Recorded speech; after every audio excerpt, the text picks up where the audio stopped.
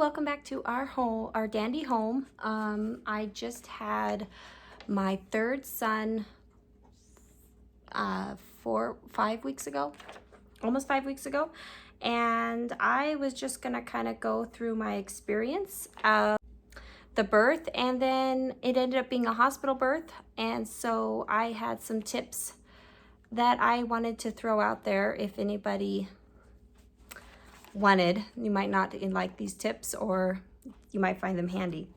So I was just going to give a quick backstory, what I usually do. So I've had two other sons before this one, and I always would go with a midwife and have a home water birth, and both of them went really well, no issues. And before I had my second son, I read this book called The Bradley Method. It's called Natural Childbirth, The Bradley Way, and I'll link it below in the description if anybody's interested. But that really helped me out a lot as far as understanding how things affect your baby. And it really helped me in the fact, I would say for this pregnancy, because I ended up going to the hospital, of knowing what I wanted and trying to be very specific. A good book for your husband too, because then he can help you be a coach. But to be honest, I never got it read to my husband. It always works that my mom is there and the midwife is there and he's there too, so it's not all on him. This pregnancy I was planning on not being any different, just had my midwife, then my same midwife. I was planning a home birth, water birth, and I started to get, forgot what it was called. It's where you get itchy. Cholestasis. Can't believe I've remembered. Okay, so about 35-ish weeks, 36 weeks, I started getting itchy, and it was so weird. I just woke up in the middle of the night, itchy all over.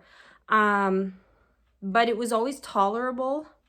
It didn't keep me up at night, so I just kind of, so it wasn't completely insane, and I just felt off. So anyway, I told my midwife.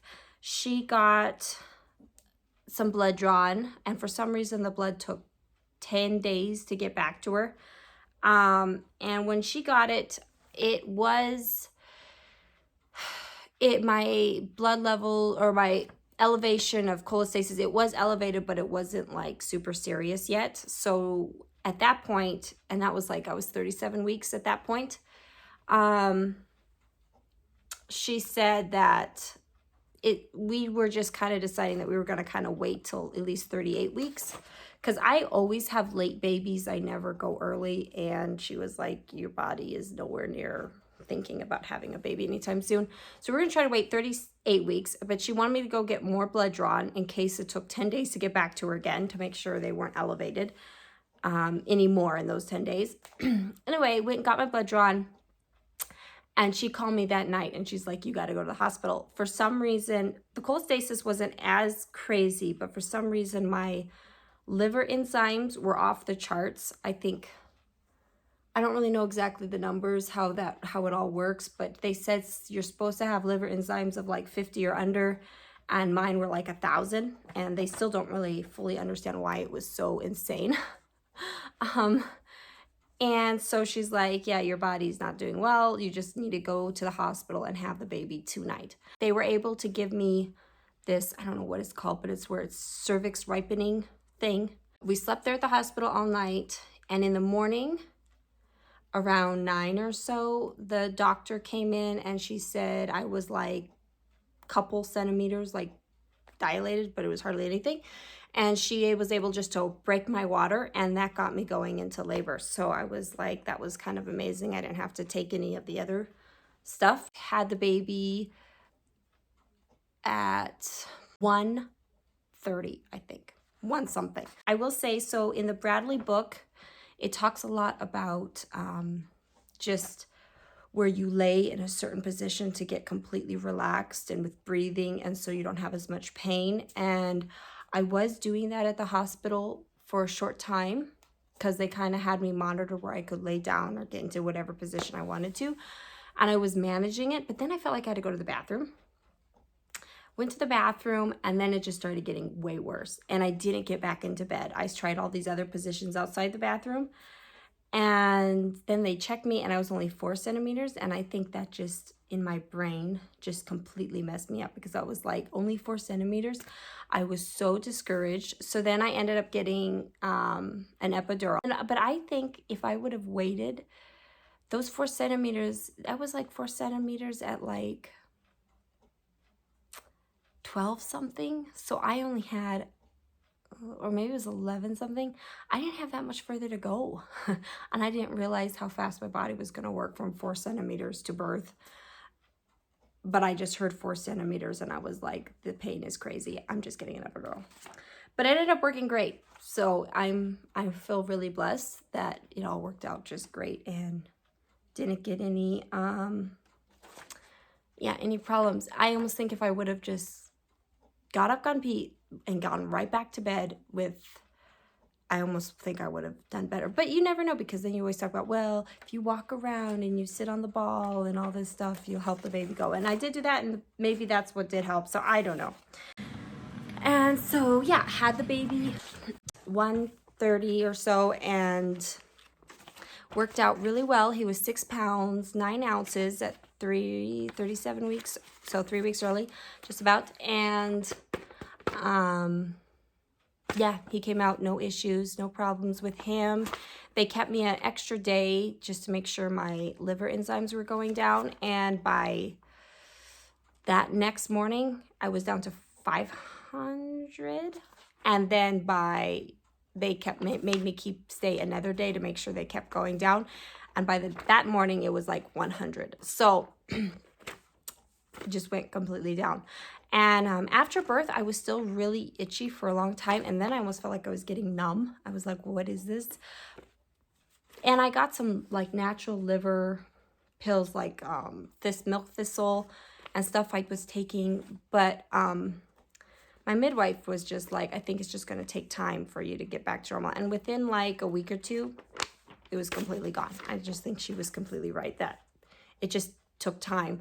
And there was other medications you could get for it, and my midwife talked about it, but I'm kind of glad I didn't, because my big thing is I do not want, if I can possibly at all help it, want anything that's going to interfere with milk supply or nursing or the baby. Just, I don't want to deal with that. So for me, I just, if you can try to go natural, I want to, unless you can't. I have 10 top tips I wanted to give you, and a lot of these tips are in the Bradley book, like just kind of describing. And that book is really good to me if you have to be in the hospital, because it gives you a lot of good information of how to handle.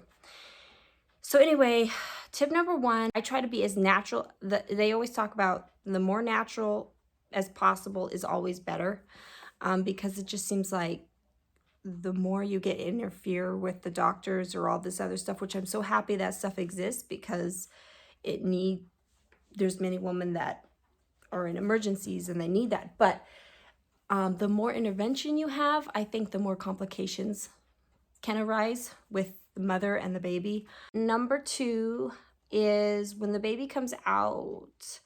Oh yeah, I don't think everybody knows this, but when the baby comes out, and this is the other thing, if you have all this stuff in your mind and you can say this to your doctor and the nurses, I think they have a lot better, they'll try to help you get this. At least that's how it was for me. They asked me, hey, do you have anything you want specifically? And I just kind of said, hey, there's a few things I really want. My biggest thing is, and then obviously if there is an emergency with the baby, this is just normal circumstances. There's an emergency with the baby, then they're going to have to take the baby away. And that's, it's emergency situation for the baby. But when the baby comes out, I told him I want to hold it right away, skin to skin contact. A lot of times if the baby's temperature is down or something, you holding the baby against you is going to raise the baby's temperature. That's just like the best possible way of helping the baby, is if you just hold it right away. And if for some reason, like you're getting a C-section or something, if you could do skin to skin contact with the father, if the mom can't for whatever reason, they just say how important that is for the baby. And then I think a lot of hospitals do this anyway, because I asked this about my doctor and they said, oh yeah, we do that. But it's just not cutting the cord at least 5 minutes, because when the baby first comes out, a lot of the baby's blood and your blood is kind of like in the cord, and it takes like a few minutes for the blood to drain back into the baby. So if you cut the cord right away, the baby's blood is just partially depleted in that cord because it hasn't had a time to drain out of the cord. And you can see like the cord is really thick when you first have the baby, and then it kind of gets smaller, and that's when you know you just cut it. It only takes like 3-5 minutes and then it's fine. So I said, yeah, I don't want to cut the cord for a few minutes. And they said, yeah, no problem, it's delayed cord cutting. And that doctor, she was in a rush, so because she had like a lot of other people having babies at the exact same time. So the baby came out. I didn't want to cut the cord right away, and so she's like, all right, that's fine, and she left and she came back to cut the cord. So I think actually by the time she came back, it was longer than 5 minutes. I don't know. She was like, okay, when she came back, she was like, we got to cut this cord. And then this is now something I do. I don't think most people would do this, but just because I had a horror story with my friend. She had a baby, and they didn't get all the placenta out. And, you know, maybe it was nobody's fault, but like my midwife, she will always look through the placenta, look through the whole thing to make sure everything is there. Anyway, a chunk was still in her, and they didn't know. And she didn't know for like a week later, because she had weird bleeding, and she went to see her midwife, and when it came out, it was rotting inside of her. And it smelled, you know, she told me it smelled horrible and everything. And so then they told her, well, you need to take antibiotics because, you know, then there's other issues that could arise if you don't. Well, the problem is she was nursing, and they told her it'd be fine if you take antibiotics while you're nursing. So she took antibiotics. Then the baby got all completely messed up. The baby wasn't pooping. The baby had fevers. The baby was... And so then they ended up going to the hospital, and it was a long time of drama. And then she ended up getting completely messed up from the antibiotics. It was just like, it just kind of roller coastered into a lot of things, all because a little chunk of the placenta didn't get out. So as soon as the doctor came and got the placenta out, I was like, is it all there? I was asking. All right. So the other thing I would say in hospitals is, depending on what you want for the baby, because I think things are quick. I think they normally want to do what you want in most cases, but they're just in routine, and people are quick, and you're always shifting from nurse to nurse every couple hours. So I try to just really say exactly what I want. Even my friend told me, write it on a board in there what you want. And the other thing is, I try not to let the baby out of sight again unless it's an emergency. And if I can't see the baby, I want my husband to be watching him the entire time. But in my case, they never had to take the baby out of the room ever. So I was able just to see everything that happened, because like I said, it's shift change. So if you don't want shots, or you don't want this, or you don't want that, they might forget. But they never forgot in my case. I was able to tell them exactly what I wanted, and they were great. But I've heard horror stories. So, and I would say number 6, I would just never recommend giving a baby your shots right out of the womb. It is crazy to me that they, like, not even an hour after it's born, they are giving him shots and everything. And then I never do the vitamin K shot. A lot of people think, why wouldn't you give the vitamin K shot? But it's actually, there's a lot of crazy stuff in the vitamin K shot, and a lot of kids who get it end up getting a lot of other problems. There was a good documentary kind of on it called A Shot in the Dark by Candace Owens, if you wanted something to listen to. The other thing too is, I don't do any eye drops. for the baby, and I didn't realize this, but the eye drops are actually just an antibiotic. And my friend had 3 kids, and the first 2 kids she did eye drops, and the third kid she didn't. And the first 2 kid, who knows if it was from the eye drops or not, but they got really goopy eyes, just goopy eyes, both of them. Third one did not get goopy eyes. I don't know. For me personally, I will do everything like screening, test screening, getting your blood drawn, everything, except for if they're going to give my baby absolutely anything. So shots, drops, if they're going to inject the baby with anything or give him anything, I don't do it. But as far as screening and testing, like if they're not actually giving your baby something, then of course I do it. And my babies have always been super healthy, never any drama afterwards. And the vitamin K shot, a lot of reason why they give that to babies, especially for boys, is so they can circumcise them right away. But it's not a big deal, because if you don't give them the vitamin K shot, all you have to do, if it's a boy, is just wait 7 days to circumcise them, and then your baby's blood supply has regulated, and it's just normal, and it's no problem circumcising them. Then just wait 7 days. There's no reason why you need to circumcise them immediately. So, and if they don't get the vitamin K shot, they can't circumcise them immediately either, because the blood isn't like fully in there. So they always recommend 7 to 10 days after birth if there's no vitamin K shot, which I don't know why that would be an issue. So yeah, that's all we did with my 3 boys. Just waited 7 days after the birth to circumcise them. And with this guy, since he was 3 weeks early, we even waited, I think it was borderline 2 weeks before we circumcised him. But yeah, I don't know. That was my 10 little tips. I don't know if anything was very helpful for anybody, and or not. And then I also have on here my natural birth video from my second son, which that went so well.